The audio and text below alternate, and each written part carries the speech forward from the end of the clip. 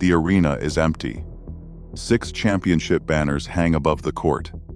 The scoreboard is dark. One basketball rests alone at center court. For years, this building witnessed Michael Jordan defeat almost everyone placed in front of him. Defenders, rivals, entire teams. But the silence raises a harder question. What happens when winning becomes the only language a person has ever trusted? History remembers Jordan as the ultimate competitor.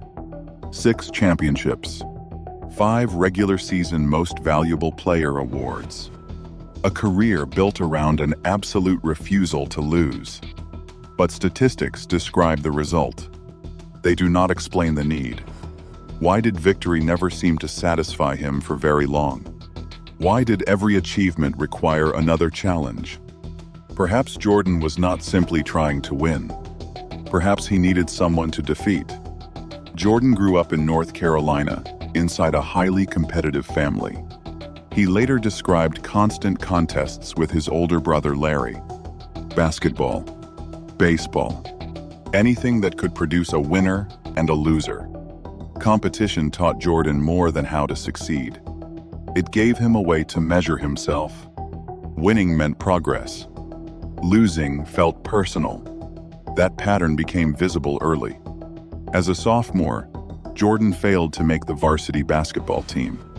The story would later become a motivational legend. But what matters is what Jordan did with the disappointment. He turned it into a target. He trained. He improved. He returned stronger. The pattern would follow him for decades. An obstacle appeared. Jordan transformed it into an opponent. An opponent gave him direction. And direction gave him control. By the time Jordan entered the NBA, this mechanism was already deeply established. Almost anything could become a competition. Practice, card games, golf. Ordinary moments became opportunities to win. It is tempting to call this ambition, but Jordan often appeared to need something more specific. Resistance. Something standing between him and control. The Detroit Pistons became the perfect example. Year after year, they eliminated Chicago from the playoffs. Jordan responded by strengthening his body, refining his game, and changing the way he trusted his teammates. Defeat gave him something to solve. Eventually, he solved it. Chicago broke through. Then came the championships. The opponent was defeated. The goal was reached. And Michael Jordan became the best basketball player in the world. But that created a problem almost nobody noticed.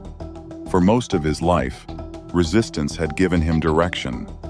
Now there was almost none left. If competition had always provided meaning, what happens when there is no one left to defeat? The first championship should have brought peace. Instead, it created expectation. Michael Jordan and the Chicago Bulls became the standard by which everyone else would be measured. Winning once is difficult. Winning repeatedly requires something different. The question is, how Jordan sustained that intensity year after year. One pattern appears throughout his career. Jordan constantly searched for reasons to compete. Sometimes the reasons were obvious. A playoff rival, a championship, an elite defender. At other times, they were remarkably small. A careless comment, a perceived lack of respect, even an imagined slight. Ordinary moments could become fuel. Because Jordan rarely waited for motivation, he created it. Conflict appeared to sharpen his focus. And sometimes, when conflict did not exist, Jordan seemed capable of creating that too. The same mechanism shaped his leadership. Practices became competitions. Teammates were challenged. Weakness was exposed. Standards remained brutally high. Some admired the approach. Others found it exhausting. Both reactions make sense. Jordan later argued that he never demanded anything from others that he would not demand from himself. And perhaps that was precisely the problem. The pressure began internally. then spread outward. But in 1993, something happened that competition could not solve. Jordan's father, James Jordan, was murdered. Only months later, Jordan retired from basketball. There were many possible reasons: exhaustion, grief, the desire to pursue baseball. Perhaps all of them were true, but something else had changed.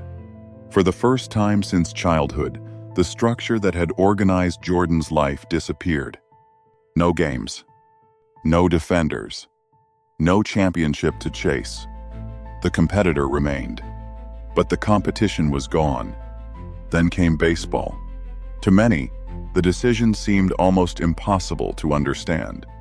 The greatest basketball player in the world voluntarily became a minor league baseball player.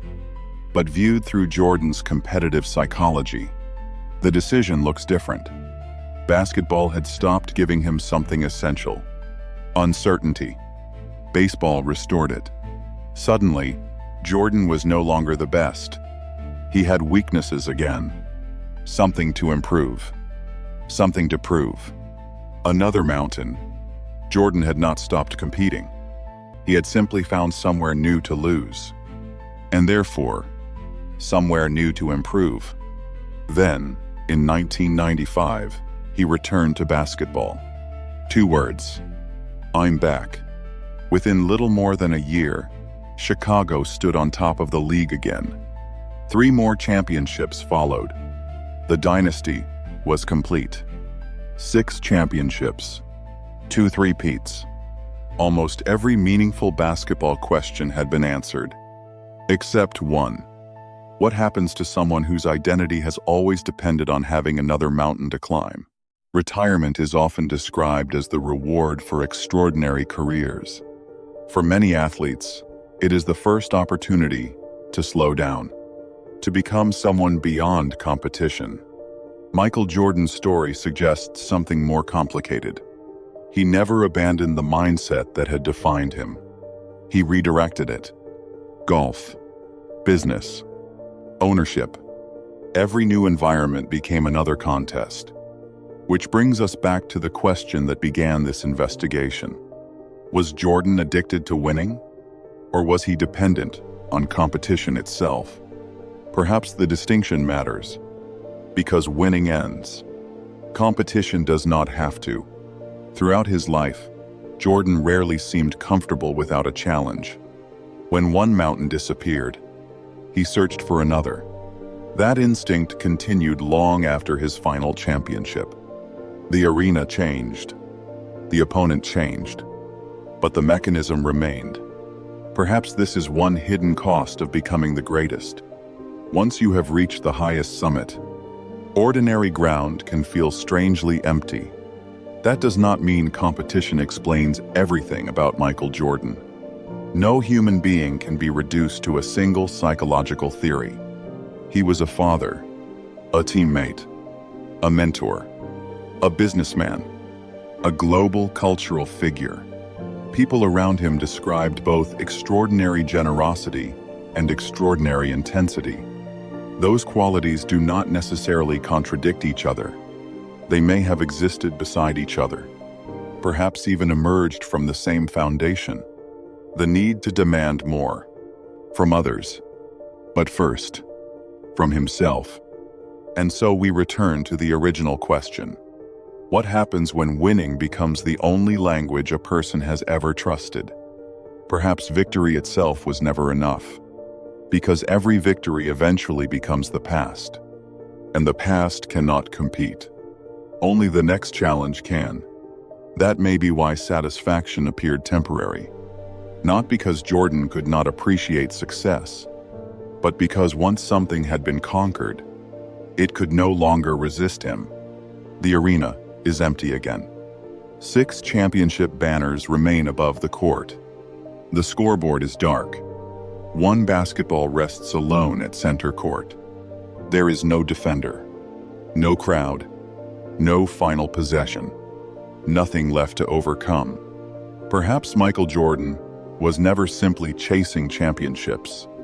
Perhaps championships were the clearest expression of something deeper. the need to measure himself against resistance, to discover who he was through opposition. That does not diminish his greatness. It may help explain it. Competition built extraordinary discipline. It produced resilience, control, excellence. But when identity becomes inseparable from overcoming the next obstacle, peace itself can begin to feel unfamiliar. The world remembers 6 championships, the impossible shots, the victories. But perhaps the most difficult opponent Michael Jordan ever faced was the moment when there was finally no one left to defeat, except the silence that followed victory.